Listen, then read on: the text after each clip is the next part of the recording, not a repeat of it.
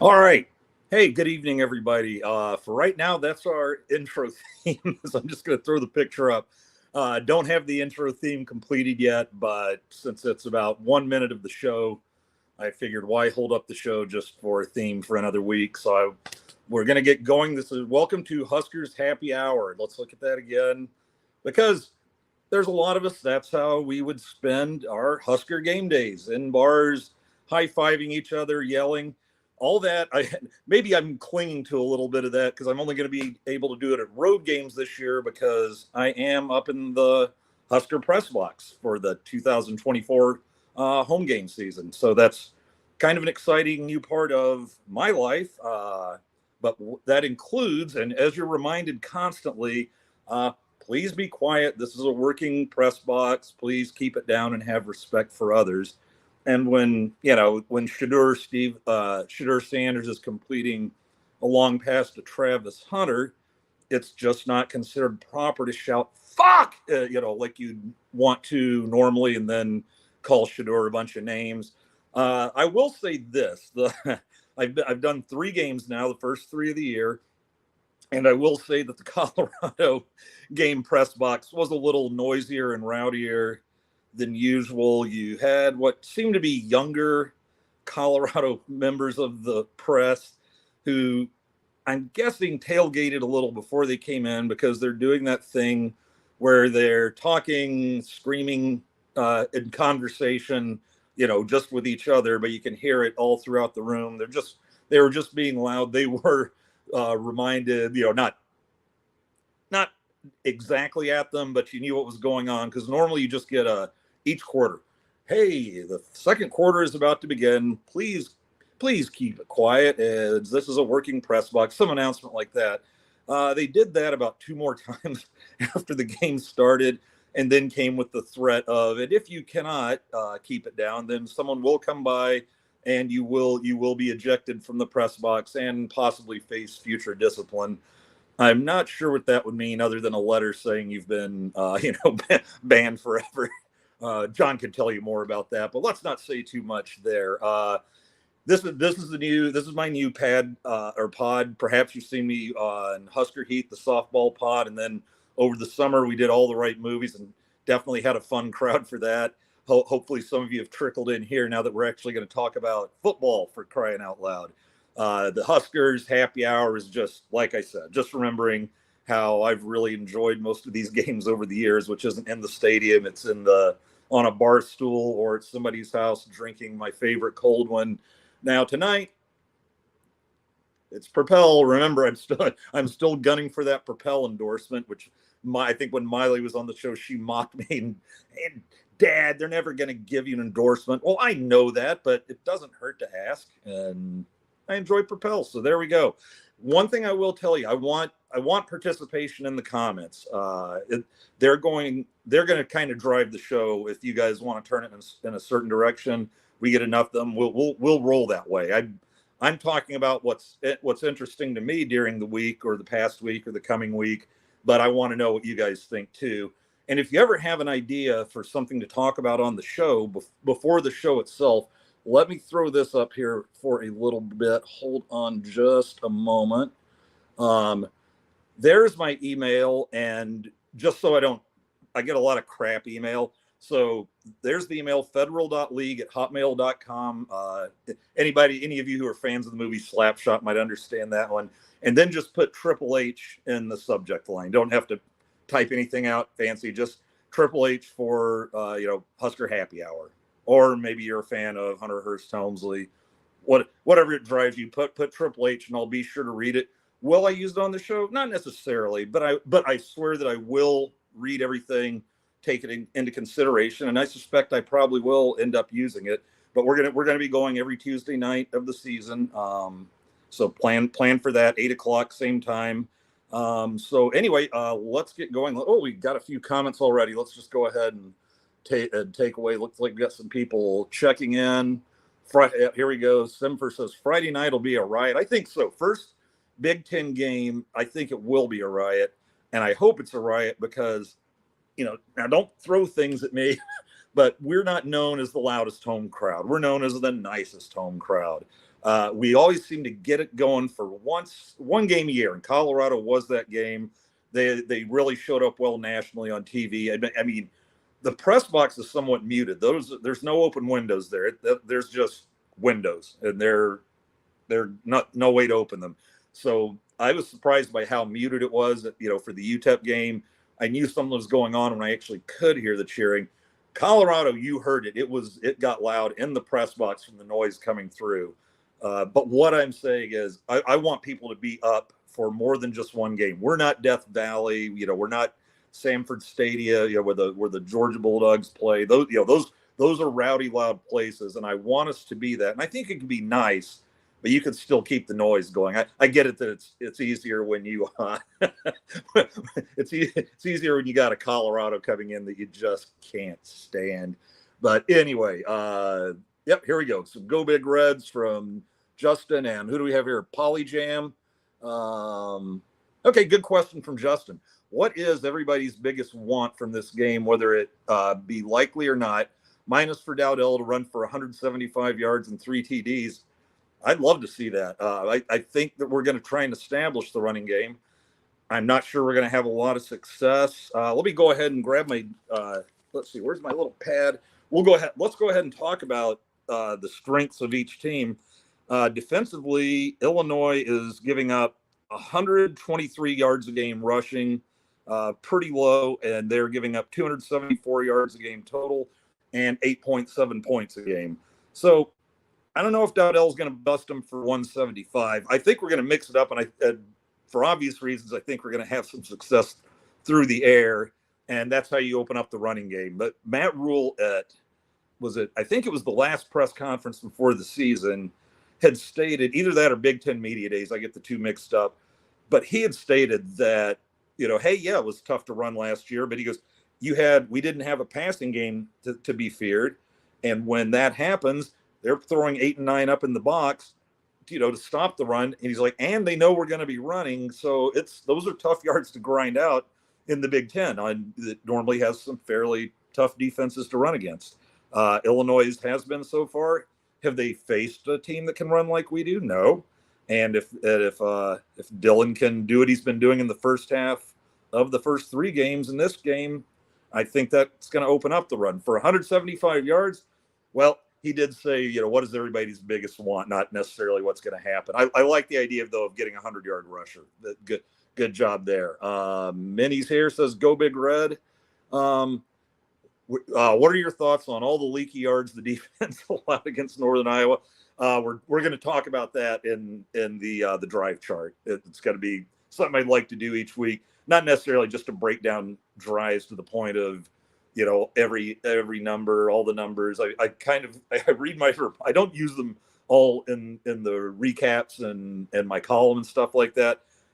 But there's some funny notes in there because the way I'd like to put this is one of the ways I keep quiet in the press box, and for that matter, tried to stop yelling in the bars so much, was taking notes. When I started doing recaps last year, I'm just putting all those frustration quietly into those notes instead of cursing uncontrollably in front of people. So I think it, it takes a little steam out of me. I'm sure the people around me are just going, will you shut the hell up and get over it? or much more grateful. Am I growing up? Let's not get crazy. But anyway, we'll talk about that in drive chart. And I'll read you some of my thoughts just so you can experience just how nutty I get. Here's an interesting question. How many big plays has the crowd caused? I don't know. It can't hurt. You get that crowd behind you, it makes a difference. And I think it makes a difference in college football more than any sport almost. And here's why I'll say that is that you're talking, especially like we're talking the home crowd, when you got anywhere from 80 to 100,000 people screaming their heads off and going bananas. And we're not talking NFL veterans here. We're talking college kids. You get them on an emotional high. I think it's a little higher than most. So, yeah, the answer to that question, hell if I know, but it can't. But the crowd can't hurt. So that's my answer there. Want them to win the turnover battle, and they've been doing that. And here's another number. I love these questions. Are coming right into some of the just notes I scribbled for tonight. Right now, Illinois is +8 in turnovers through 3 games. They've got 9 takeaways versus only 1 giveaway, and I think that was a fumble because Luke Altmaier hasn't thrown an interception yet. Hey, he's going to throw on this Friday, by God. So yes, keep doing that. I mean, compared to last year, where if we just would have broken even in the turnover battle, we probably win 8-9 games. So far so good. We're winning turnover battles. We won it like 2-0 against Colorado. I believe that game was 2-0. Yeah, we're not getting a ton, but we're not giving it away. Let's see. Thanks, Aaron. Aaron's here, and he says we can start the stream. Outstanding. Brian Bauer, and I think Brian Bauer is speaking for many of us still suffering from PTSD. Husker version. My biggest want from this game is for us not to fuck this up. Is that asking too much? No, Brian, it's not asking too much. It's asking just the right thing. Please don't let us fuck this up, because I see this as a game. I saw where maybe we're up to 9-point favorites now. Yeah, holy cow. It sounds strong, but I don't think it's unreasonable, for the simple reason I think we have better playmakers than they do. Luke Altmaier gave us no trouble last year. He's off to a good start this year. He's got let's see, where's Altmaier? He's 54 or 78, so he's completing, I think, around 69-70% of his passes. Forgive me if the math's off a little. 647 yards, 6 touchdowns, no interceptions. That does not sound like the guy we faced last year. Is he just finding softer defenses?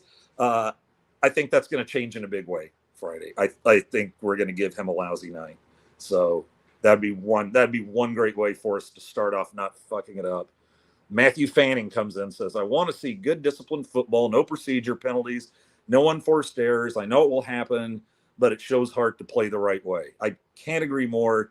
And we actually started doing that because I remember right out of the gate against UTEP, we take we get down in UTEP territory, take an illegal procedure followed by an offensive pass interference, and right off the bat we're 2nd and 30. And, I'm just rolling up the white flag, and and I'm wanting to order that drink I really can't have in the press box. I don't know if I saw any no drinking in the press box, but I don't really see anybody doing it. So I don't want to, do that, start being loud, and have my first season become a short one because I start yelling in the press box. But we've got one thing that we did not have not had before, if ever. We have Dylan Raiola, who right out of the bat, that 2nd and 30, it was like boom 15 to Banks, and then boom 18 to Nyor, and it's first down, and my jaw's just hanging. I'm like, ugh. I got a text from a friend who actually knows Dominic a little, and he texted me going, isn't it fun having a quarterback with arm talent and football acumen?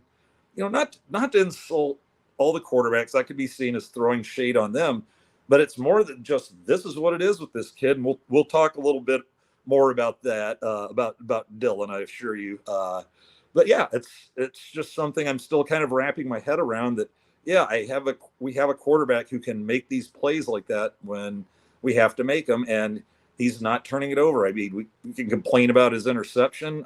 I certainly did. He did underthrow it a little, but most of the time when he misses with a pass, he's missing to a place where only his receiver has a half a chance at it. He keeps it away from the other team. Now we're going up against a Big Ten defense, but he seemed to do. They definitely went with a shorter passing game against Colorado, but he still had Shiloh Sanders and Travis Hunter out there. Oh, he didn't have Shiloh Sanders for the whole game, did he?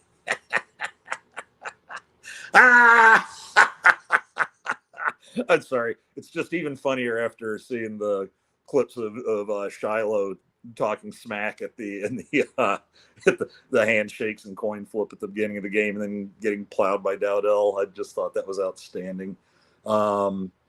Says, I think it'll be more like the Colorado game. Last game was more like a picnic. It was a picnic, but it was a hard-hitting picnic. I have a friend who, big Iowa fan, and I was thinking, wow, this is the first time we've played Northern Iowa. That seems odd, but I thought about it, and I'm like, Actually, it doesn't, because it seems like they normally play Iowa or Iowa State.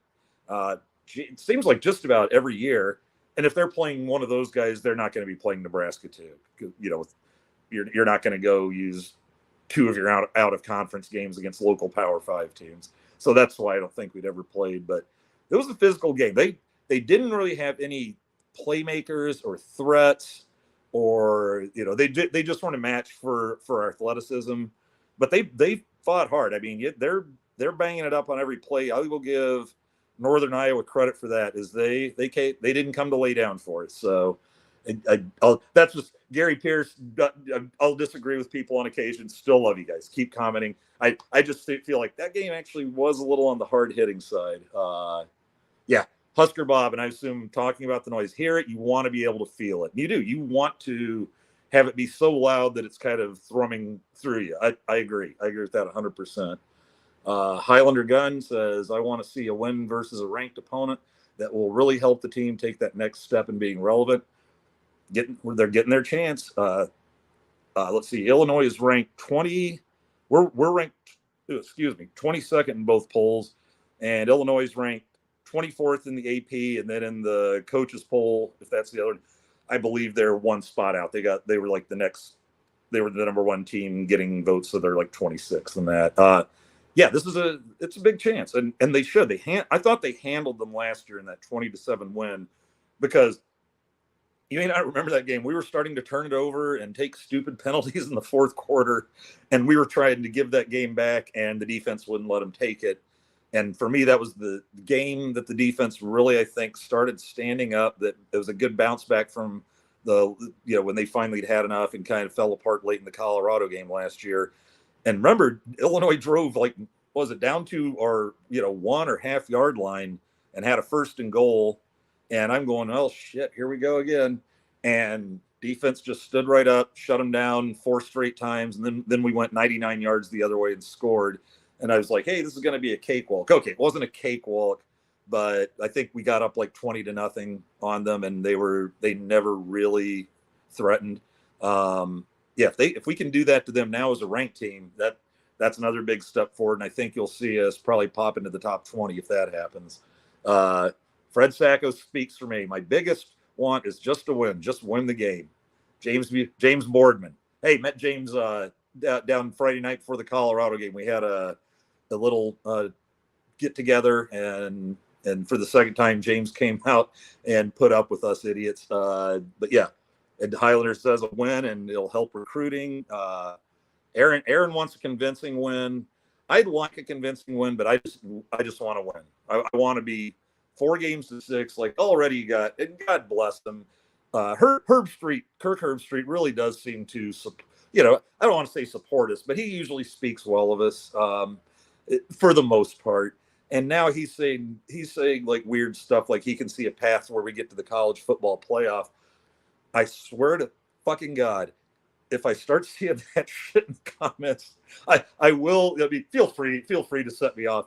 But last year, everybody was just all of a sudden when we were 4-3, 5-3, and everyone starts talking about our road to win the West Division, and now it's like the road to the playoff and all sorts of other wacky crap.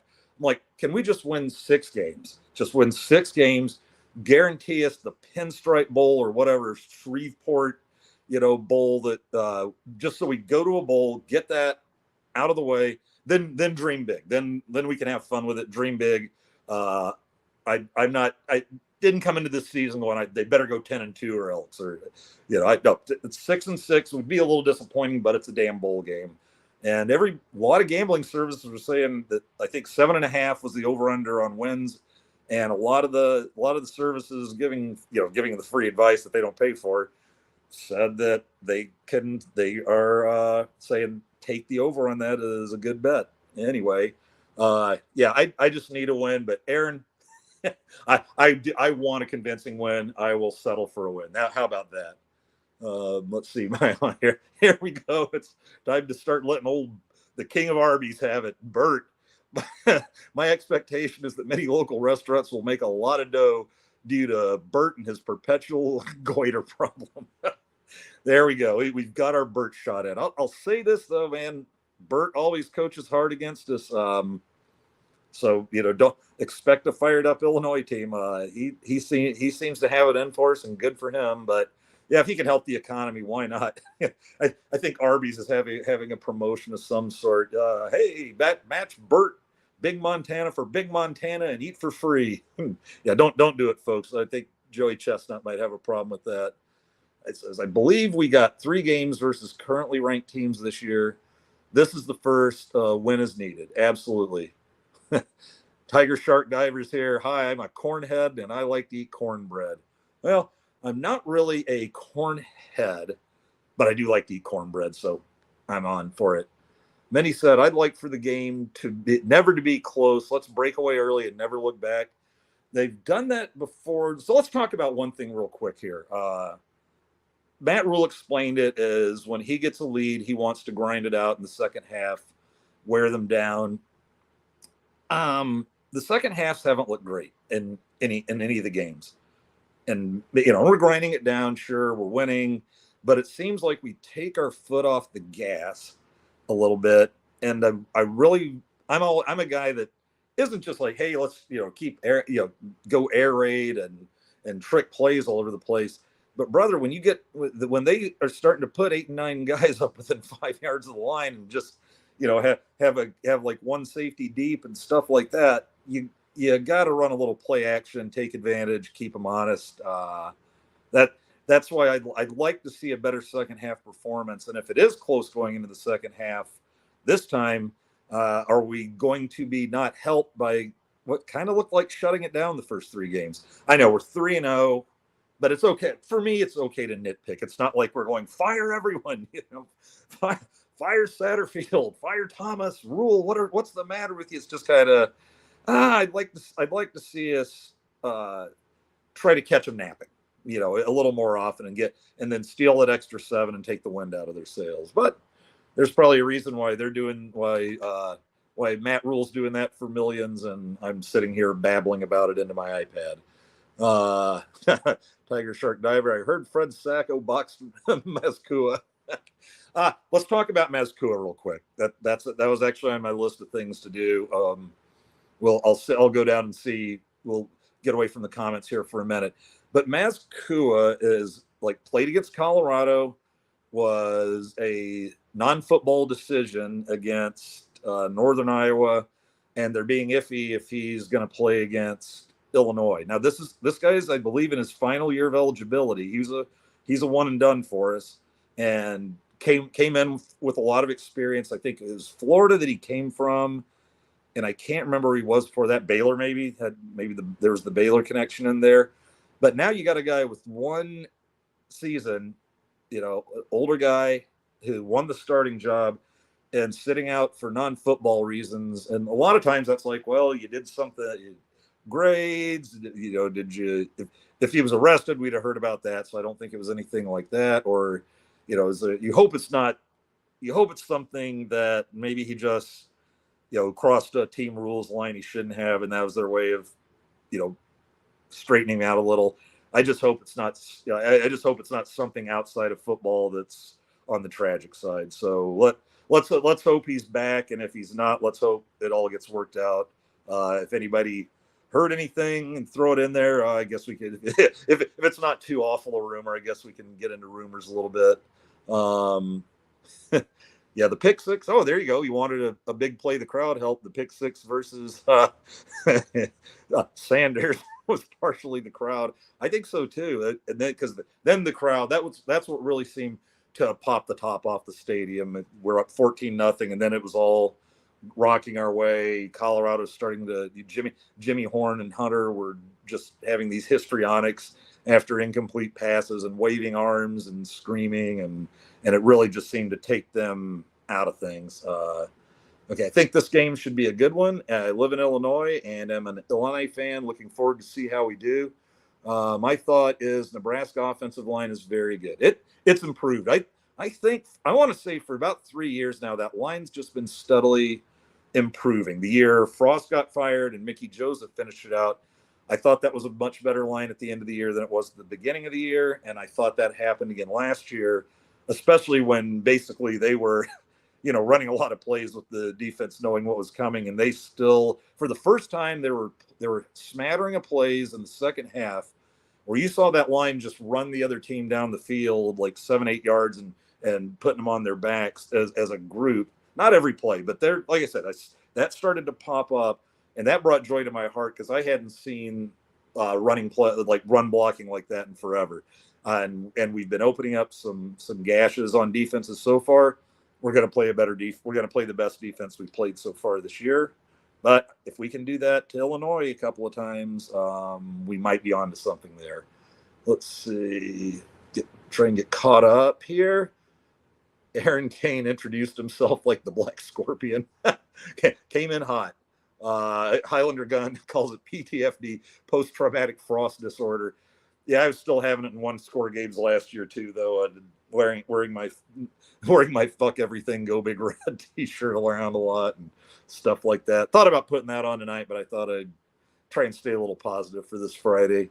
My biggest concern is going to be, we're going to talk about that time of possession. Fred, it's not like I haven't thought about it. Sneaking a flask like a man. Do I have a flask? 100% absolutely. I've got a flask. That mostly I've used it for movie theaters, and I can't remember the last time I actually brought it into a football game. I guess when I was in school, the Bota bag was the thing. That was the soft bag. You can just pretty much wear that inside your shirt. And I did get caught with one once up in South Stadium, like pouring a little schnapps into my used Coke cup or something, and then just felt a tap on my shoulder from behind. And Mr. State Patrolman was nice. He just walked me downstairs, made me dump it, squeezed the rest of it out when I tried to save a little, and wished me a good game. Thank you, whoever you were, for not kicking me out of the stadium. I want to see our receivers who looked like NFL players in the first game get open so Dylan can throw him the damn ball. He hit him in the hands a couple of times. So I want to see. I don't want to see any drops. I want those guys to if they can get two hands on the ball, I want it to be caught. Jamal Banks, what Gary said. Let's see. Sorry, Fred. I stepped out and came back listening to Andy laugh like the mad scientist in Mystery Science Theater. What the fuck happened? Yeah, I was talking about Shiloh getting his arm broken by Dowdell, and it made me happy. Northern Iowa would beat Colorado. If I'm fair, I'm not sure about that. They definitely push them around on the lines, but I have a feeling Shedeur picked them apart pretty good, and find some deep balls on them. So, but it'd be a close game. I feel like that would be about as close as North Dakota State. Maybe that's good. North Dakota State's like number 3 in 1AA. Maybe I'm pumping Northern Iowa a little too much there. Let's see. I was referring to the atmosphere. Gary Pierce says I was referring to the atmosphere. The Colorado game was one of the loudest I've heard. I've heard that from a few people who've been to other notable loud games. I just think that's fantastic. Yep. Let's see. I think we went cashless. They did. They went cashless in Memorial Stadium as a strategic move, made it easier for Bert to order runs and Val's Pizza. I think they've even gone cashless in the stands now too. So that's odd. Hey, welcome Husker Bob, a new member, part of the Husker and shirt name here family. We've got a Husker Mike come in and say hi, Husker Bob, while I hiccup. Let's see. Rule commented that the team lacked emotion against you and I. I have a feeling that'll be juiced and motivated this Friday. That's not surprising. After the Colorado game, it's probably a little tough to turn your engine on the same way for a game against a 1AA, against an FCS opponent or whatever, or FBS. FCS. See, 1AA was so much easier, but yeah, that doesn't surprise me. And that was one of Tom Osborne's big things was, gosh, they seem to lack emotion in big games. And his thing was he wanted the same emotion, level of play, call it what you will, focus to be the same no matter who they were playing. That was kind of his way of like, I want every game to, I want our effort to be high for every game, not roller coasters. But these are college kids. It's got to be tough getting ready for Northern Iowa after just the absolute, like loud madhouse that the Colorado game was. See, Rule said, yeah, that's another thing. Rule said, talking about Miskua. I hope I'm pronouncing his name right. I didn't go check that first. But he said he's not playing, but is still with the team and practicing. Yeah, but I thought that was odd. That hey, maybe something fairly substantial is going on here, because he started off his comments by going, and he hasn't left the team. He's still with the team, and it's like people were thinking he wasn't with the team anymore, because that's all I saw was just like game time decision not to play, and then there was it's like, no, it's fine, he's not with the team. So I was like, okay, I hope it's not a we're mad and thinking of leaving the team, or we talked about it. Let's move on. Fred says, Aaron can get your affairs in orders. I'm already drinking. Damn right.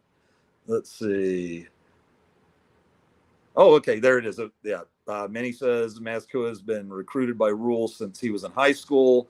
Baylor link. So yeah, it must have been Baylor. Okay, Rule's already said he's not available for Friday. I think I saw that. That's why I was kind of bringing it up. It doesn't sound good. Let's see. Oh, that was a blatant diss, Andy. He hit them in the hands.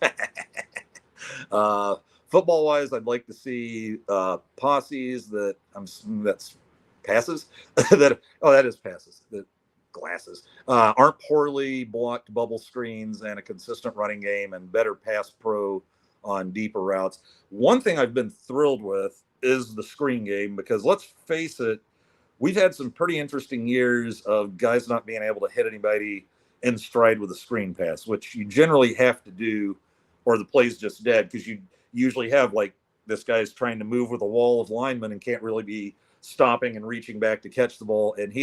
And Raiola seems to put every one of those just right in their hands in motion. So I do enjoy seeing that. Okay, here's a good question. What do they feed you in the press box? Pre-game and for the 2:30 game, I think they served lunch about an hour. It's usually about an hour and a half before the game. Game one, it was barbecue beef sandwiches, pretty good. Game two, they actually had like chicken parm, and then game three with sauce on it and everything. And then last game, best one yet, they had like a really nice seasoned pork tenderloin and like garlic mashed potatoes that with plenty of butter already in them. It was the best so far. I pigged out on that a little bit. At halftime, they put out little movie boxes of popcorn, and then usually have some sort of sweet, like it was Toll House M&M cookies one week. I think they had that 2 of the 3 weeks, and then I can't remember what they had the other time, but they give you a little halftime snack. And then post game, that's when everybody's either down at the interview room or and then probably stay down there to write. Or I usually just finish the game and I'm up in the press box banging out an article. And they throw Val's up. They throw Val's pizza out. They're not screwing around. So I used to have the worst people doing work pizzas. I mean, you get not enough sausage, not enough pepperoni or meat, but there'd be like 6 taco pizzas, that one had 3 pieces gone, and the next 5 boxes were, ended up getting thrown away, or stuff with pineapple on them and crap. They don't screw around. It is pepperoni, sausage, and like meat lovers, and that's it. Or a special, maybe something with some olives or mushrooms thrown on it, but plenty of meat pizza, and they don't dick around trying to put vegetables and fruit and taco shells. So it's a solid food game. Good question. Tell you what. Oh yeah, should have taken that poster behind you to the Colorado game for Warren Sapp to sign. Somebody came up showing me a picture of himself in like the hotel bar with Warren Sapp. I think it was after the game, and some other guy didn't know who it was, but he's going, "Hey, take a look at this." And okay, what about it? And because Warren Sapp now has like this weird little mohawk thing going, and I didn't recognize him at all. And he's going, "It's Warren Sapp. How can you not recognize him?" I'm like, because last time I saw him, he was like 50 pounds lighter and didn't have a mohawk. I'm not sure. I was like, I'm not insulting you. I just don't know who that is. And when I found out who it was, very cool. Nice to get Warren Sapp. But yeah, I'm not sure how Especially if I found him after the game. I'm not sure how willing old Warren would have been to be signing that picture of him taking a hit off the imaginary oxygen tank. Okay, let's see. What do I have? Let's throw out a few numbers here. Just what's going on. We talked about the rankings. Matt Rule now has a winning record at Nebraska. He is 8-7 after winning the first three this year. Bert is 21-19 at Illinois, and I forgot to get his record against us, but so they're both kind of in the same boat where they're getting over 500 when they walked into below 500 situations. Illinois averages. This is weird because you'd think they're just on the ground, but they're actually averaging 153 yards rushing and 225 yards passing a game. Like I said, I don't think that passing yardage is going up against us. I think we're going to shut that down pretty hard. And naturally, what is it? It is the 400th sellout this weekend, the 400th straight sellout. Let me know what you guys think of that. I know some people are like, oh, because the businesses bought them to keep them going and all that, it doesn't count. It's like, well, sure it does. You don't have to provide a reason of how the ticket gets bought. And my thing is, if you still have enough support to get the businesses to say, hey, buy these 153 tickets that we didn't sell, and they do it, you're not dead yet. If we had about a few more seasons like we've been having, you'd probably find the businesses not quite as willing to just keep saving it once those numbers started growing a little from a couple hundred. But I still think it's cool. Fun fact: the capacity of Memorial Stadium for the first game of the sellout was, what did they say here? 31,000, and can't tell if that's a 1 or a 7. 31 or 37,000. I think it was 31, but 31,080.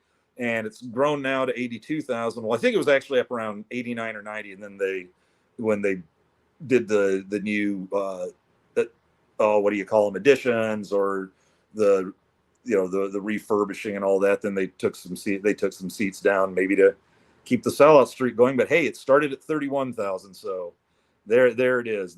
This series Nebraska has an advantage, 14-6-1. They played a lot of those games like before, I think 1953 too. From between 1953 and 2013, they only played twice, and that was back-to-back home and homes in 85-86 again. And I believe that's when Lee Corso coached Illinois, and we just beat the living tar out of them.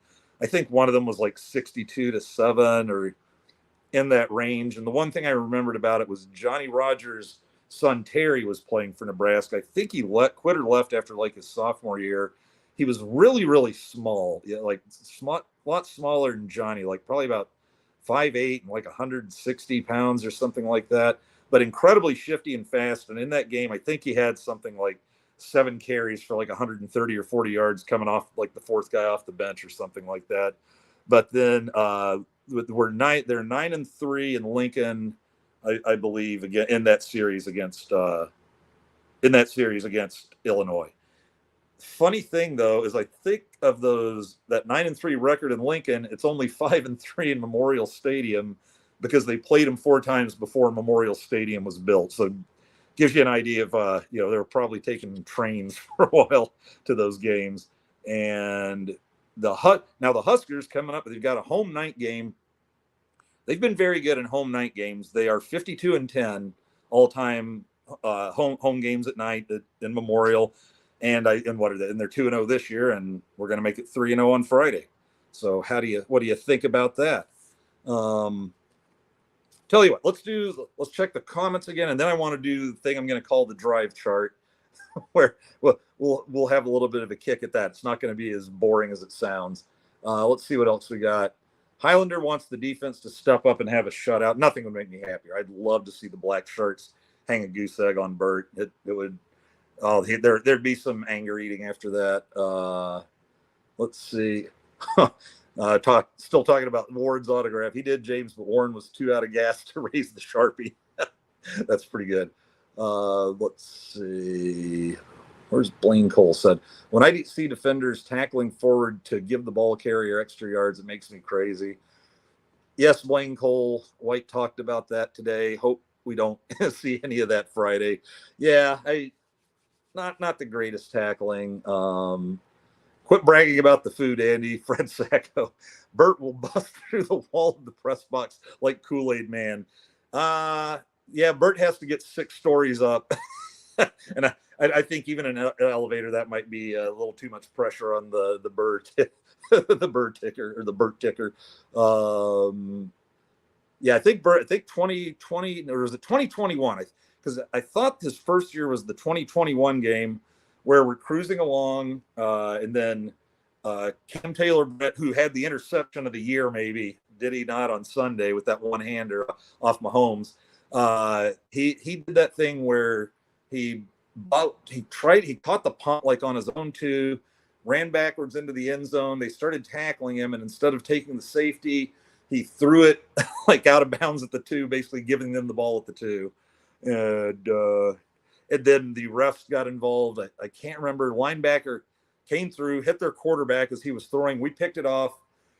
Take it back a good distance, and they double up the penalties. They call him for a late hit when he's clearly coming in as the ball's being released. He's already launching for him as the ball's being released. And I thought he just got him around the waist. So they hit him 15 for a late hit, dropped another 15 on him for roughing the quarterback, tackling below the waist. I didn't think so. And instead of being in Illinois' territory with the ball, they instead get a 30-yard gain, score. And I think we were up 9-7 at the time. Boom, 14-9. And then Adrian fumbled one that turned into a long, fumble 6. And before you know it, we're down 30-9 on a team that I thought we were looking much better than. And Adrian tried to bring us back had a couple long runs, and we ended up getting the ball back down 30-22 and a chance to tie at the end. But as our want, we lost a 1-score game. But I'm pretty sure that was 2021, and that was Bert's first year. Prove me wrong; it won't be the first time even today. Let's see. I showed up late. Who is our host? Well, let's see. Let's get that off there. Oh, I got to get rid of the. I think I've seen enough of that. There you go, Andy Ketterson. I'm throwing in Dread Pirate because I miss Mike Leach, and it just is what it is. The old Dread Pirate would always crack me up. The fat little girlfriends ran at the press conference after they lost to Texas A&M one year is just still some of the greatest coach theater ever. For me, I place it above Mike Gundy's "I'm a man, I'm 40," no, because that was silly as all hell. But his fat little girlfriend rant. If you haven't, just go Mike Leach fat little girlfriends on YouTube, and you'll get to see it. It is just one of the funniest things ever. And I won't do my Mike Leach fat little girlfriend's impression tonight, but I miss the old Dread Pirate, and just some of his weird thoughts and the stories former players tell about him are just hysterical. He sounded like he would have been a gas to play for. Let's see what else we got here. Andy reciting his submission to Zagat. I was asked. Madman Ketterson. Sure, why not? There we go. There's my official. Andy Ketterson, writer for Corn Nation. And I'm telling you what, when I do this stuff, I think it just makes lives for my actual friends so much easier because it takes a little steam out of me babbling about Nebraska football nonstop. This way people who are putting up with this are doing it voluntarily and don't have to go change seats at a bar to get away from me. Blaine Cole asks, is it still the number 3 population center on game day? I don't think any other city's over 82,000 yet. It used to be kind of close because I think when I was back in the 80s, I want to say Lincoln was only about 80 or 90,000. So I think sometimes we'd say it was gunning for number 2 because if we didn't count the people from Lincoln in the stadium, then we thought we passed Lincoln's population. Aaron Kane says, I bought 4 tickets to the UCLA game this past weekend. I did my part on that front. That's looking like that game might be a bit of a blowout. UCLA just looks like hammered shit so far this season. I don't know. Benny says she thinks it'll be a fun game, but we'll see. What else we got here? We need to be louder than the CU game. Burnt World, I love that more than anything. If they can match the CU game, though, I will be happily surprised, and I will be super fired up and grateful. Let's see, different long snapper on field goals. I guess I'm kind of running through some of these here, but let's see. Freight elevator. We got some convos going in the comments, and that's just fine. Highlander Guns, Fred Sacco. I wanted to show up and have John sign my tits, John Jugs Johnston, but it was too far to drive. Are you kidding? Nothing is too far to drive to do that. Should have showed up for that Friday night. That was definitely we had a vibe going that John Jugs Johnston signed on somebody's man boobs would have been right with the vibe. Let's see. I saw there's a 42-minute documentary on Leach titled "Mike Leach Isn't Dead." Haven't watched it yet. He was cool. Yeah, Leach was a fun dude. We'll probably talk about him just semi-regularly as the season goes, because I'm missing a college football world without Mike Leach. Let's do something called the drive chart. So what I did is I printed off my notes. I'm not like charting 3-yard gain, 4-yard gain. I mean, doing that a little bit, but more or less just kind of like making notes. Here's how that drive went. I want to write down how many plays, how many yards. I probably should have added the time, but I guess I didn't need that because that 10:08 drive, that time of the drive is still buried in my skull, and I can't get that out with a fork. Was that bitter? I think I sounded a little bitter. Anyway, but what I'm going to do is we'll talk a little bit about the drives, but we're also going to see some of my comments where I'm venting, because this is the way I vent now, is just putting it into the comments instead of cursing uncontrollably in the press box. And even before that, the bar, I just figured these people didn't want to hear me cursing and screaming nonstop. So here's our first drive. We get the ball. Dowdell goes. I've got Dowdell. 2 quick Dowdell runs for 12 yards and a first.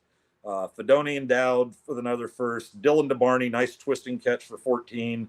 Well blocked screen, because what I said, I got really was to Carter Nelson for 14, and he ran into the ref. So that's like the goddamn ref probably prevented a TD. He really didn't have anywhere to go. Made up for it with a 24-yard TD to Carter Nelson. We take a 7-0 lead. 8 plays, 75 yards. Boom, boom, boom. They can't stop us. And then then right away the wind starts coming out of off the sails a little bit. I've got NIU with a couple first downs. We appear to be leaving some big holes here and there. And then we got called for flinching them on the defensive line. And I was like, so the flinching penalty is being called this week. Colorado was allowed to lunge at us all night. And they were. I was like, it's one of those things where I sit there and just see it blatantly not being called. And I'm asking people, okay, is that not a penalty anymore? And then everybody's, I think, thinking the same thing. There's a lot of just shrugging going, I don't know. They're being pretty obvious about what they're doing. But anyway, yeah, it's like Colorado was allowed to lunge all night. Northern Iowa continues to chip their way upfield, including a couple of runs up the gut. This keeps up. The world will stop picking us to make the college football playoff. Ha, ha, ha. I'm really funny. And so he got us a 4th down, but we also have a 7-minute North Iowa drive. Concerning, time will tell. And that's kind of how I felt after the game. And yeah, and then they made it on 4th down and went for another 3 minutes. Time of the UNI drive is now 10 minutes. And somebody texted me at that point and said, excuse me, it's like the Huskers of the 1980s are playing the Huskers of 2024. After 16 plays, 62 yards, it's a field goal. Huskers 7-3.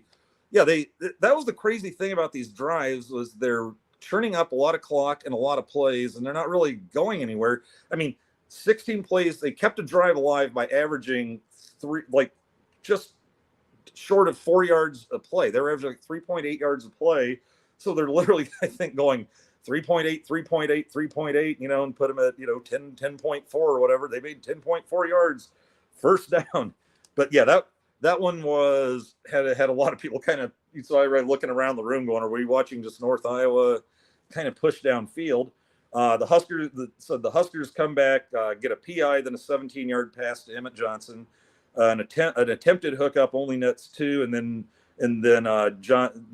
another hookup with Johnson only nets 2. Then he goes for 7, and then Dylan on that tricky little naked bootleg, tricky keeper for 15, and then Third and 10, hits Nayor for an 18-yard touchdown. We go up 14-3. That one was 7 plays, 75 yards. Offense is churning, and defense, let's see what they do. I've just got UNI hits a couple of big plays, but after having a screen knocked down on 3rd and 6, the Panthers punt, 7 plays, 23 yards.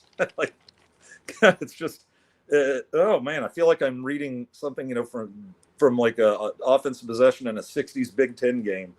And then Dillon checked it down to Ramir, who caught a pass and ran it for 12.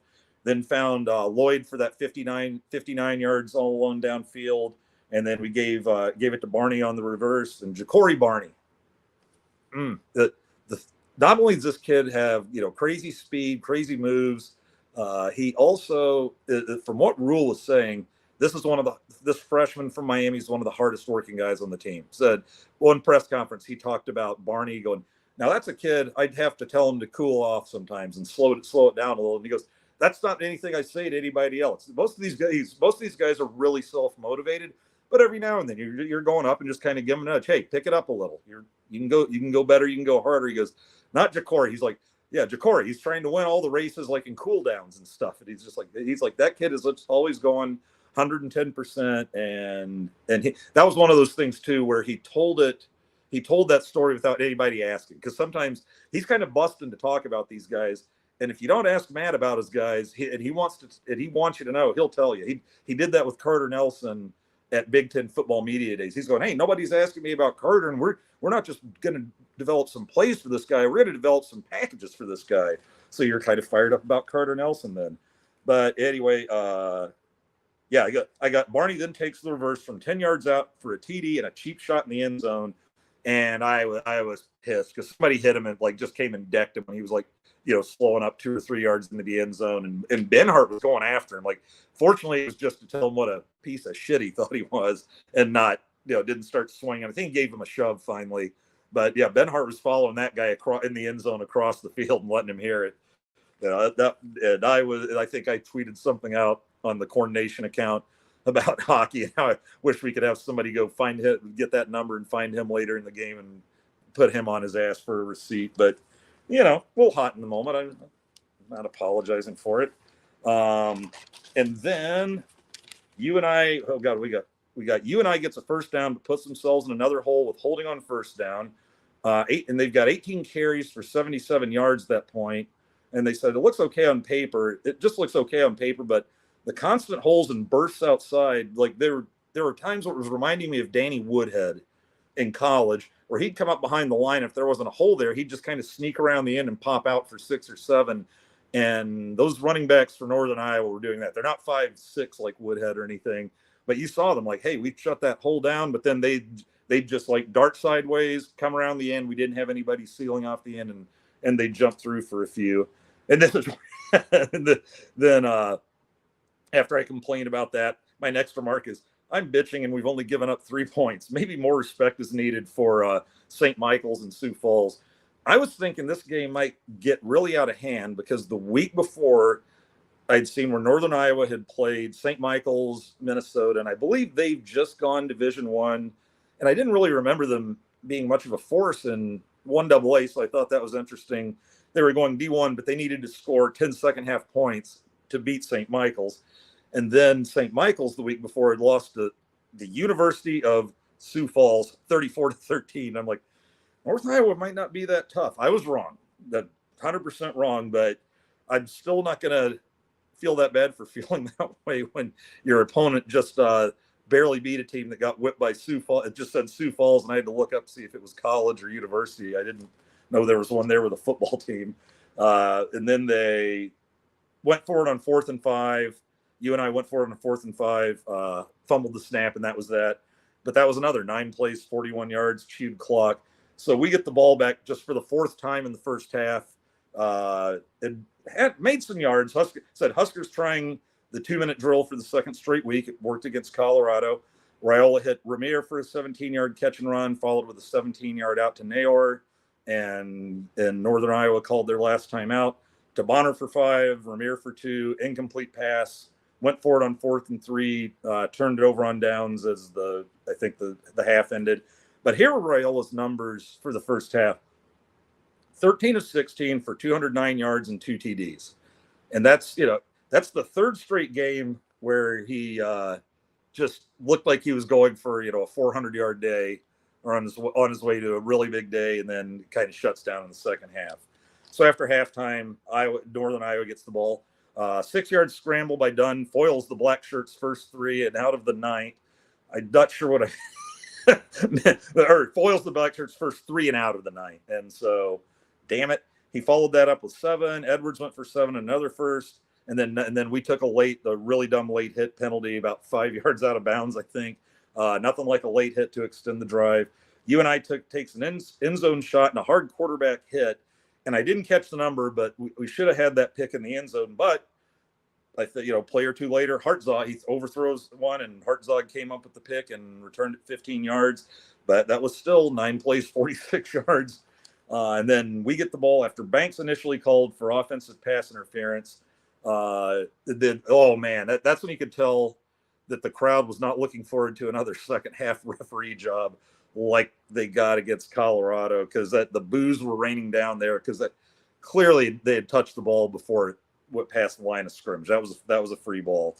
Then we hit Barney for an 11-yard catch and run, or that was the play that stood, and then Dylan hit Banks for 13, and then Dowdell ran for 38 yards. That ended up hanging on for the longest run of the night. I've got Dylan tries a timing pattern to Banks, incomplete due to uncalled PI, so I'm a little pissed off there. I think the crowd was booing the replay on that one. And then I said he tries to throw a pick next, but it's dropped. So Dylan's not perfect. That doesn't mean that this isn't just fantastic and fun to watch. Alvano put a 31-yard field goal down the pipe. Thank God. And Huskers 24, Northern Iowa 3, and we go nine plays, 68 yards for that.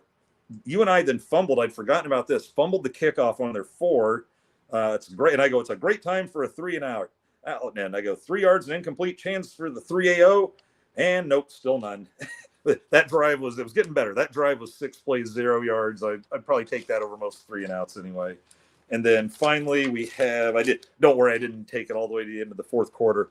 After a pass interference, hey, it's Raiola to Harburg for 8, which was cool because everybody cheered like the catch. And then they saw it was Harburg when they replayed it on the Jumbotron. And then a bigger cheer kind of arose, like a second level. And then they leave Harburg in, and he gains 5 out of the gun. And they had Raiola split wide right. And then I think he came off the field, and they left Harburg in.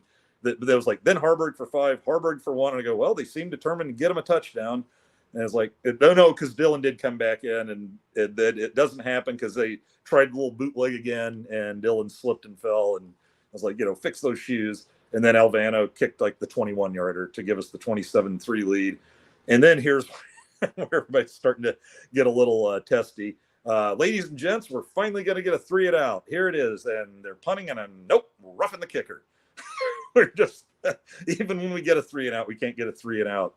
Another first down for 16. Look, I said it looked like the guy was going to gain more till he Daniel Jonesed it to the turf.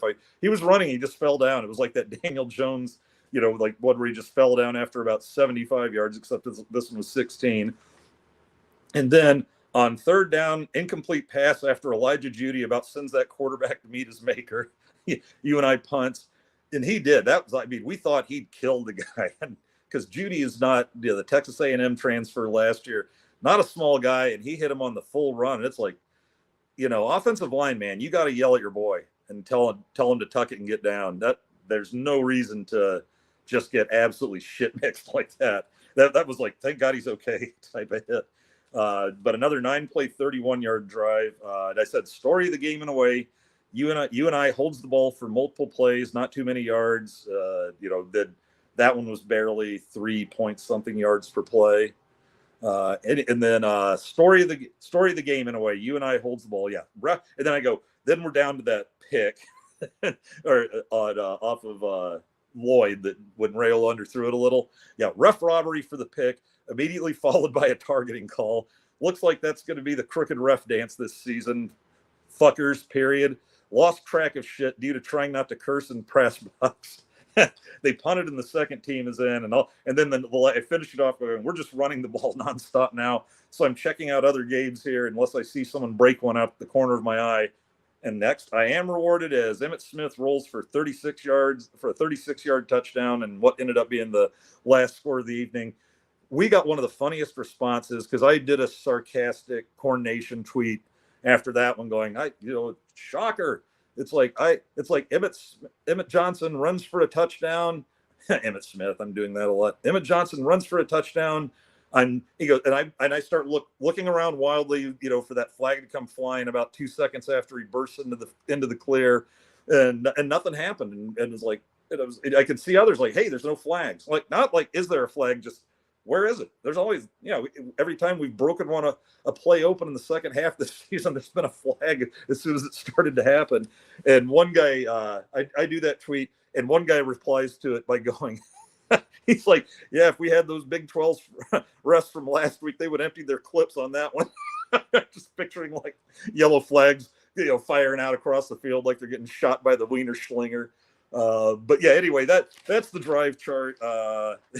It's like even at 34-3, I'm still furious. And I was kind of riding the crowd on that one. You heard there was some blood in those boos on a couple of those second half calls at you and I, and it never ended up that bad, but you could tell that they were still thirsty. They're still thirsty for blood after the second half of the Colorado game. Let's see. Let's check the comments here because we're about up on the hour, and I do want to keep this as close to the hour as possible. So we'll roll out with that. I was going to have a whole let's talk about Dylan thing. So if you want to talk about what you've liked, haven't liked, what you've seen from Dylan, throw that in there now, and we'll roll through that at the end here. So let's see, where did we? Okay, there's the Leach documentary. So I think that's about where we left it. Yeah, Mike, I thought I was dead. Turns out I was in Starkville. Leach. That's kind of wild to think of Mike Leach finishing up at Mississippi State. He always seemed to be, in his element at those schools where he was just out there in some weird place that just did its own thing. Like what? Not El Paso. Where was Texas Tech? It'll come to me. Remind me where Texas Tech was, but that's just kind of a place on his own. Somebody went there to do an article on Leach and said there he was, happened to just be rollerblading down the main drag of that town, wearing like shorts, a tight tank top, and then some like lime-colored headband or something, just rollerblading through the streets, being Mike Leach. Let's see. You and I offensive line was pretty decent, and I think veteran, and they had that one pretty big running back. They'd pound the toes off Dion. They probably would have. That would have pissed Colorado off because they don't like to get in those dogfights in the trenches. It's just it's all about the boys. It's all about the Sanders boys, and then I guess by extension Watson and Jimmy Horn. It just seems like it's their show, and everybody else is just living in their world. Yeah, James Boardman, agree. Props to you and I. They were well coached and played tough. They did. I think they were saving it up for us too. And you know what? That's another way you can tell you're improving when teams are rolling into town, going, "This is the weekend we're taking our shot," and they were taking their shot. Aaron Kane adds that Mark Farley is a really good coach. I'm surprised he has stayed at UNO all these years. Honestly, some guys enjoy where they are. Maybe he looks at just the microscope you're under once you get that Power 5 job, and unless you're one of the ones who can rise above and keep winning, you're probably going to be looking for a job in a few years. And maybe he just enjoys the stability, makes more money than he can spend, and at Northern Iowa, and he's happy. Who knows? That's just my guess. I have no idea. Burnt World, Minnie has an interview show. I believe it's on Wednesdays. Minnie, if you want to throw up, if you haven't already below me or below where I am now, throw up a little plug for your show. Go right ahead. I've heard good things from people. Keep it up. Minnie agrees. They certainly did, James. Surprising an FCS team was that good. Coach Farley is tough. Hey, ask Dion about FCS teams. He was 4 yards from losing to one the week before he played us. Thought you and I had better lines on both sides than CU did. They definitely had a better offensive line, but I think Burke probably has a better offensive line. See, James Boardman. I like seeing all the freshmen playing at key times this year. Future looks bright. Yeah, that night you heard Dillon's name, of course, being called, but also Carter Nelson and Ja'Cory Barney's getting into the act every week. They are, looks like he is absolutely just part of that running attack. You can call those little reverses or, or receiver jet sweeps or whatever you want to call them, but they're not trick plays. They are him running the ball from that position as part of the playbook, and they're not hiding it from anybody. Yeah, we need to bubble wrap Barney. He's a little guy, and every time he gets hit, I'm afraid he might not get back up. And he's taken a couple of hard ones. One of them I still think was cheap, but yeah, you got to not try to meet anybody head on. Live to fight another day. You're not built like Mike Allstott, man. Play like it. We want you in there. I agree. Kalen DeVore went to the University of Sioux Falls. I did not know that. That the Washington coach who's made the playoff last year now replaced Saban at Bama. Are they taking the football? Yeah, this is a great point, Vince Watson. Are they taking the foot off the throttle in the second half, or is Satterfield not making the right adjustments at halftime?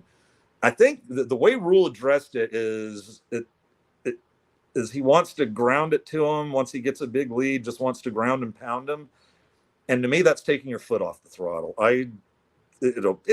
It's not a complaint. It's just more, I think, if we think about it in different ways. And my way is you get a chance to put your foot on their throat and just not and finish them off just by doing what's been working for you.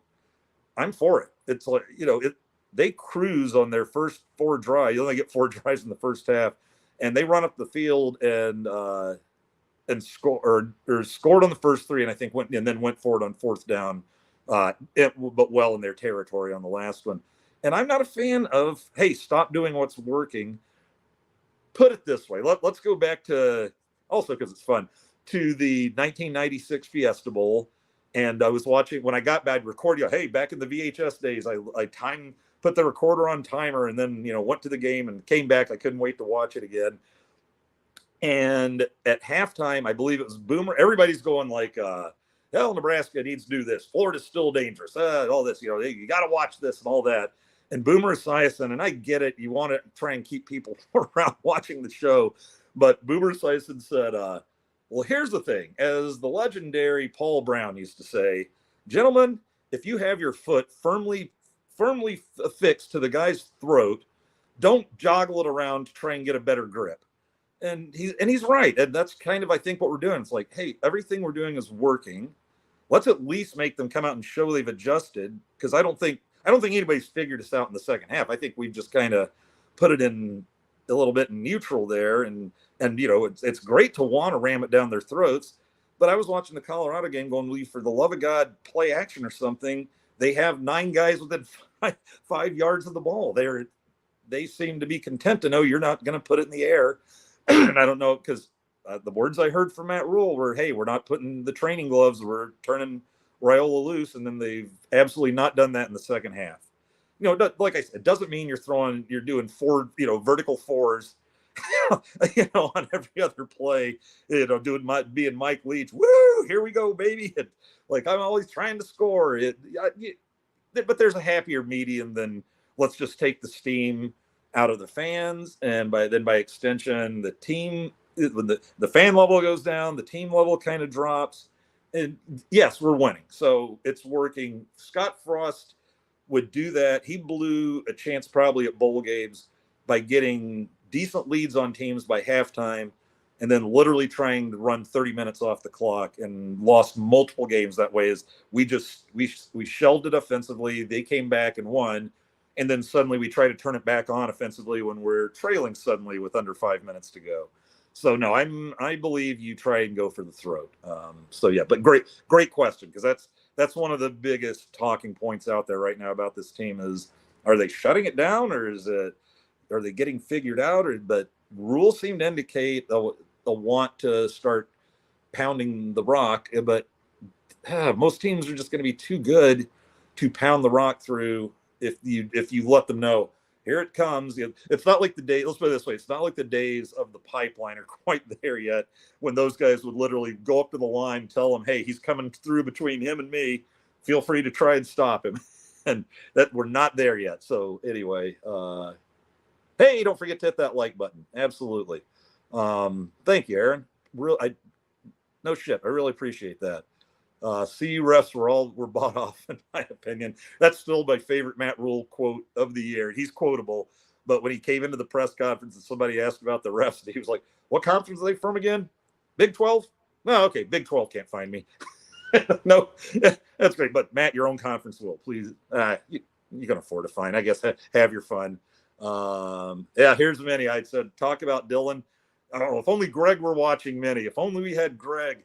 Yeah, Minnie loves Dylan. The one night Minnie and Greg are on Thursday nights, and I came on one time and I started talking about how great this kid's going to be. And I just, because I'd watched the film, like I said, knew a friend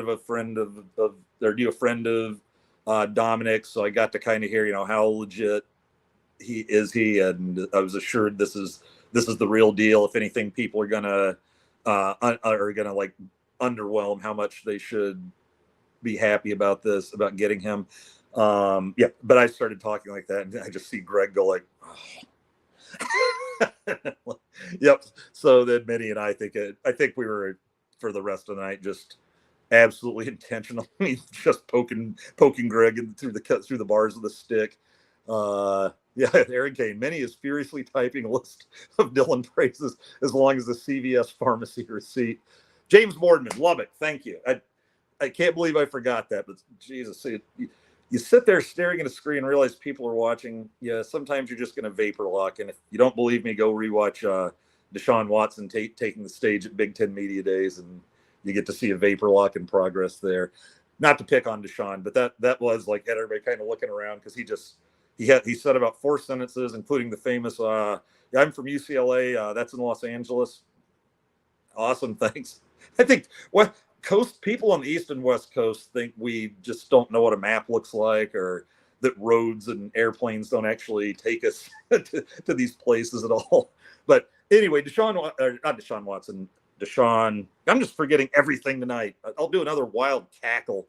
Well, anyway, he was fine when they started asking him questions. He killed the random questions from reporters. But yeah, it was kind of funny watching that, because I think sooner or later it happens to everybody if you speak in front of people. Emmett Johnson Gary Pierce. Emmett Johnson reminds me of Roger Craig, and Dylan is the most accurate short passer I've ever seen with the best touch. That's the thing, is Dylan's not just elite arm talent. He has power. He has such a smooth motion where it goes 45 yards downfield with like a flick of the wrist. It looks like he's putting the same effort into that he is into the screens. But yeah, he's got touch, and it was like Rule said, he knows it's like, why did he start? It's like, he's got elite arm talent. He knows all the receivers check downs, all their routes. He knows all the running back check downs. And then he just has a mind for the game. He says like, there's people like his brother Dayton says, some people think he's got a photographic memory, just the way he only needs to be taught stuff once or look at it once, and then he's got it memorized. But he has like supposedly has memorized every position's on the offense, every position's responsibilities on every play. So because he wants to be ready in the huddle. Somebody has a question, he doesn't want to be anybody else. No, he just wants to be barking it out quick and, all right, let's go run it. But Emmett Johnson reminds me of Roger Craig. I don't know if I'm there yet, but I tell you what, he's been for me last year.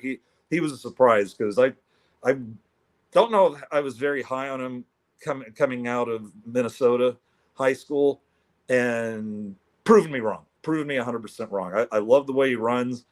I noticed that it looks like, Dowdell is kind of number one and Ramirez option 1A at this point, with Emmett and Gabe Irvin probably missing out a little. And then it looks like Emmett and then Gabe is the way it appears to have worked itself out. And I think that's good, because I don't think you can really go around splitting carries 4 ways.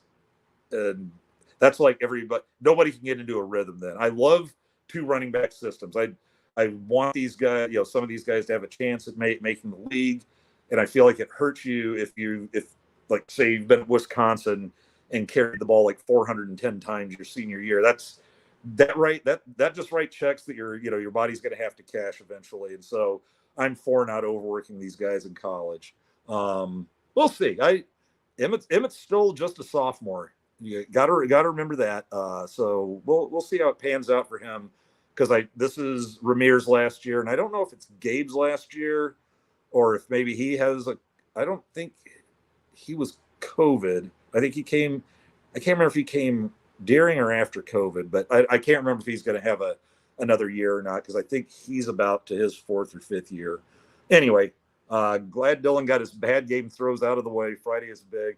This is something I want to address. Is you're talking about a kid who I think just finished another game with an over 70% completion rate, but because he did have a couple of bad throws, they're like this in Dylan world. This was like a down game for him, because he had two throws that weren't great, and I think he had a few more that were dropped there. But yeah, that cracks me up. You're not wrong. I was kind of thinking the same way. Oh, a little bit of an off night for Dylan, because he's so good. We're kind of expecting perfection from him, and that's crazy because he's 19, freshman, and all that.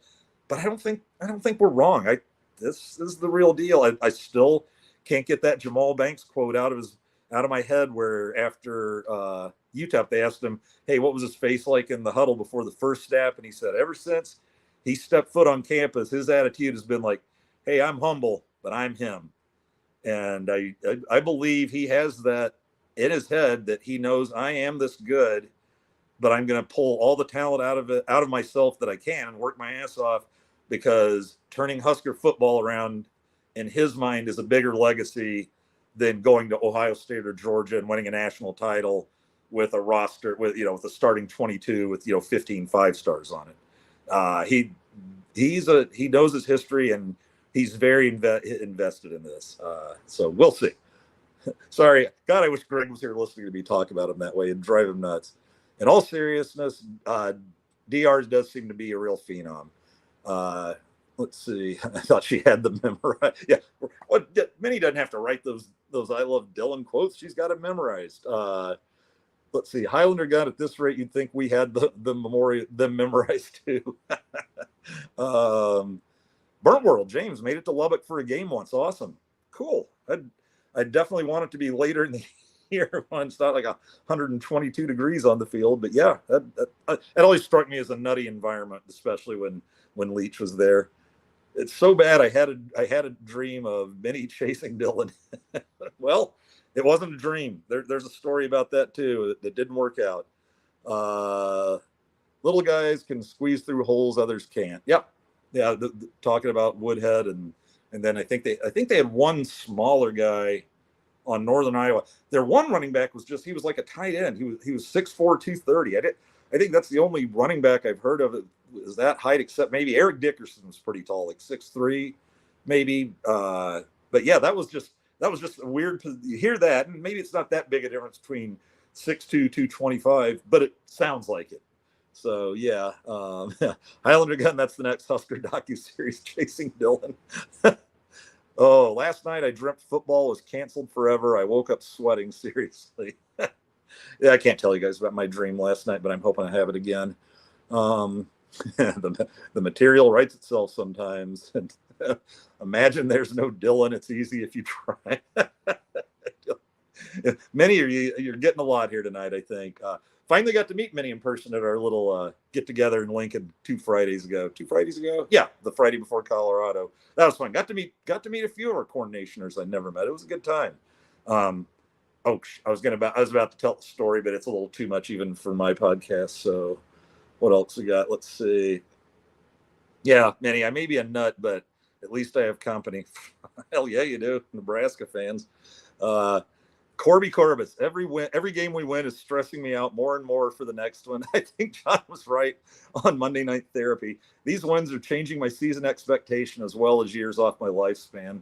Hey, we were 5-3 last year and we were through the roof, and I was going, I'm not, and I'm kind of that way this year. It's like, it's fun. I know we're improved. I'm not denying that. But man, I am not blowing the doors off my consciousness until when number 6 is in the bank. Then it's let's go crazy. Maybe I wonder if I can find those cheerleaders that painted my face and down in Tempe there in 1996. Because this was fun, because I woke up the next day after we had beaten Florida, and I walked into the bathroom, like after laying in bed for about an hour and a half in pain. And I go into the bathroom, and looking back at me is this guy with like a red N on one cheek and a red U on the other cheek painted on. And I like yelled out to the future ex Mrs. Ketterson, "Hey, what's this stuff on my face? When did this happen?" "Oh, like you don't remember two cute little blonde cheerleaders, blah blah blah blah blah blah blah." And I'm like, "Oh, okay, well that makes sense then. I just asked a question." She's like, "Yeah, blah, you're joking around with him and you're being so funny." And I'm like, "Yeah, well, it's like I didn't wake up with them, did I? Relax." It's like they did. I didn't even remember them until you told me the story. And so, yeah. Anyway, I'm still divorced. Hey, Minnie, if you dream of John signing my tickets, wake up. Oh God, yeah, we're winding down here, folks. Let's see some of the gun, get out of my subconscious. Yeah, Fred Sackle. My frustration with the CU game was that the holes that were there first half were not in the second half. That made me feel like they adjusted and we didn't. I still feel like it was more of a case of we stopped throwing the ball and they just put everybody up. Because when we were throwing the ball, we're getting the holes because they had to respect our downfield game. And yeah, anyway. Let's see. I'm from Michigan, Corby Corbus. I've never had so many people from work walking over to my desk to ask me how I feel every Monday. It's a reward for my stress. That's pretty funny.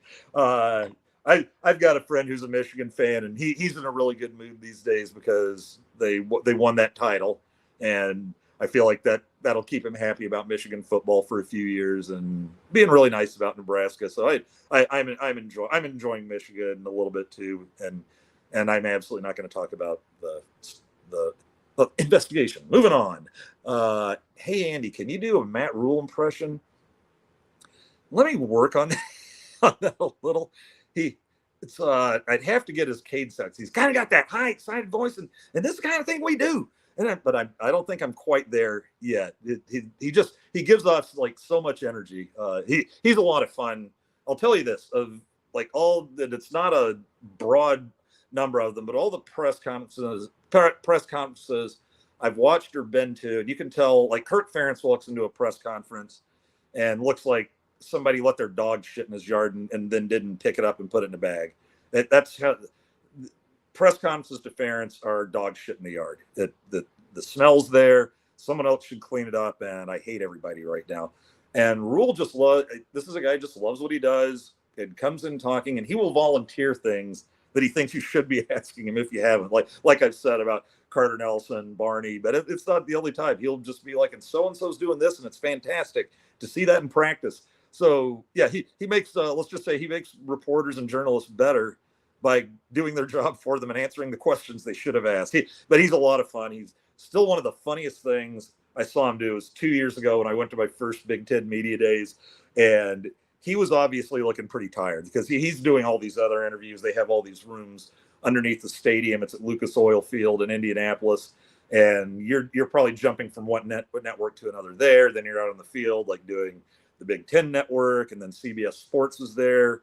And so these guys get worn out pretty good. They're just doing this from beginning till end of the day. And he's looking kind of tired. And here came, and it was the same guy this year, comes rolling in with a cup of coffee. But last year he comes in, kind of ducks under. He's in his Big Ten blazer and sneaks it up on the desk. And you see Rule's looking this way talking, and he catches that out the corner of his eye and just goes, "Oh, bro," and just starts doing that. We're not worthy. And everybody just started laughing because it was genuine. I mean, you could just see when he saw that coffee, his eyes lit up like he just took a shot of espresso, of like hot espresso. And it just makes you feel good to be around it. I mean, and he was doing that coming off a 5-7 season, so I don't know. I like the guy. Hey, so I got crush on Matt Rule and Dylan. I'll work on an impression. Well, since Fred put it up there, let's share. Many bets Dylan has a smooth motion and a soft touch, and Minnie responds as she should. Fred, how dare you? I can't believe I showed that. Fred went full Thursday night there. Fred says, I've been lacking tonight. Had to redeem myself before I called it a night. Good job, Fred. Hey, thanks for joining us, Fred, and everybody else. Let me just get that out of the way. in case I forget at the end, because this is what I wanted, is just is find out what you guys want to talk about and say is kind of take it the direction you guys want to go if it's not the direction I had. But uh-oh, what's going on? Okay, I'm back. Let's see. Like how you said that, Andy. Thank you. Let's find a few left. I want to wrap it up. We're coming up on an hour and a half. Yeah, you know what you're getting with me. I like to babble. What's with these random people bitching about Rayola's pregame ritual? He's just firing up the crowd. Yeah, this became the weird week where, hey, this kid's had a couple good games, so let's try to tear him down a little, and went after him for Mahomes. I loved his response, by the way, because it was the hair. Oh, where's his hair like if it does the jump? And it's like, yeah, who wouldn't want to emulate a guy like that if you're 19?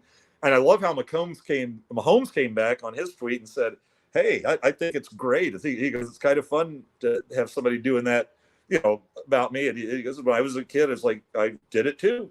I think he pointed out Alex Rodriguez as somebody where he like cut his hair like Alex Rodriguez for a while. And so, yeah, it's when they're just having fun. There was one podcaster and they were doing this thing and he was going, does anybody else just think it's creepy? He's cutting his hair like Pat Mahomes. And so I literally went into the chat and I responded, I think it's creepy you're worried about how a 19-year-old kid cuts his hair.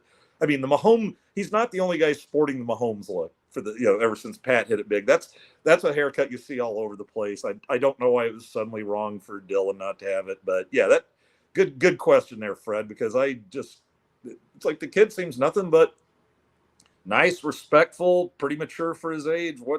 That's the best you can do. Is I don't like that he cuts his hair like Mahomes. I mean, fuck off. You can just fuck off, I guess, if that bothers you that much. Yeah, they got a mic. I guess they can say what they want, but still. Let's see what else we got here. Jesus, Andy, we don't need to hear how the sausage is made. Don't pop up any screensavers. That's all I'm saving. No chance, Fred.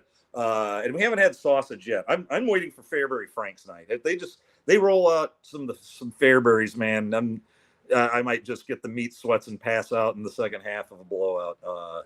God, I'm already assuming blowouts. 6 wins. 6 wins. Let's see what else we got. That's what Andy's dream was last night. No, we're not talking about that. Stop it, Fred. There's a subtle invite to an impression off against Minnie. Andy, it's a trap.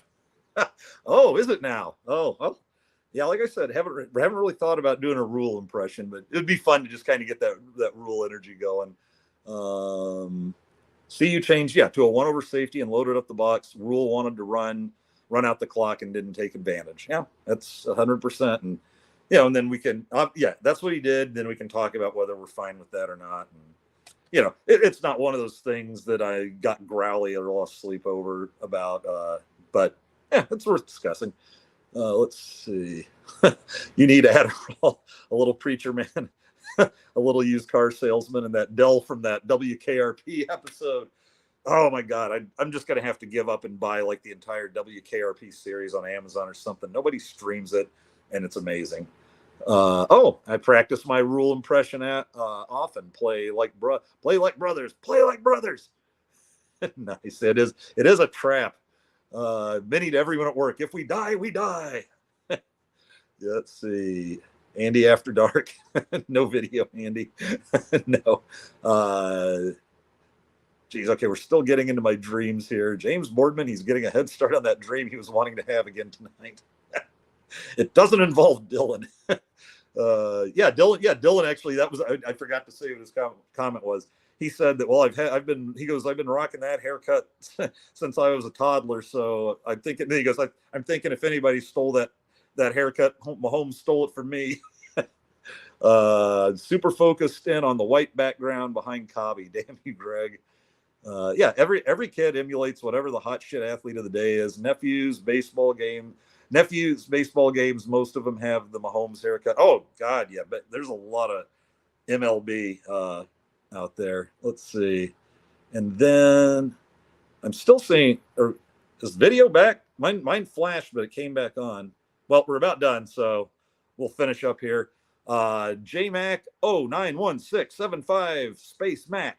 Going to the game on Friday. First one since 2019. I'm so ready to lose my voice. Go Big Red. Can't think of a better way to end the show. Thanks much. Hopefully we'll have some intro for you. If the video is really out, no idea how. I have no idea that here because I saw it flash and came back on, but screw it. That was their way of saying you said you'd get done in an hour and you went an hour and a half. So at the 1:30 mark, let's just say good night, everybody. Oh, and I want to quick shout out. I want to, in case there are pictures, tell you what,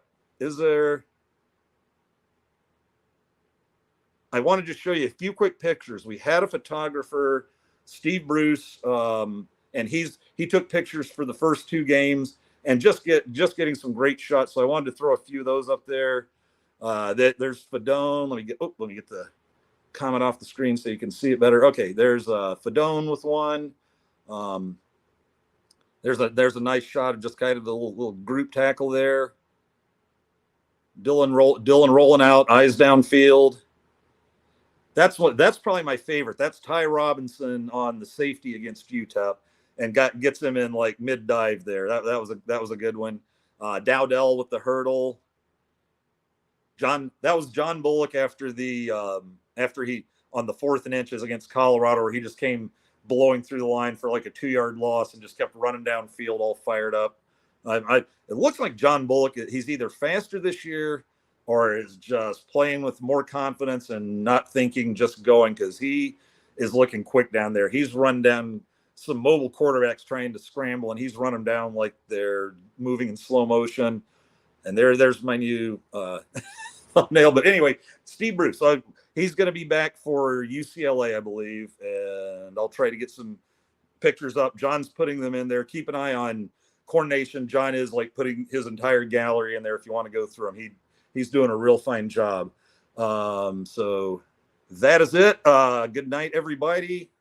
Okay, it took 2 more minutes to show the pictures.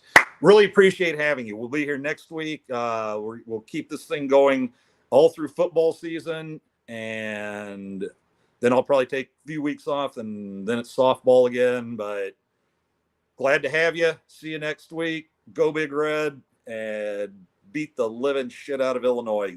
Stick one right in Bert's Big Montana. Good night, everybody. See you.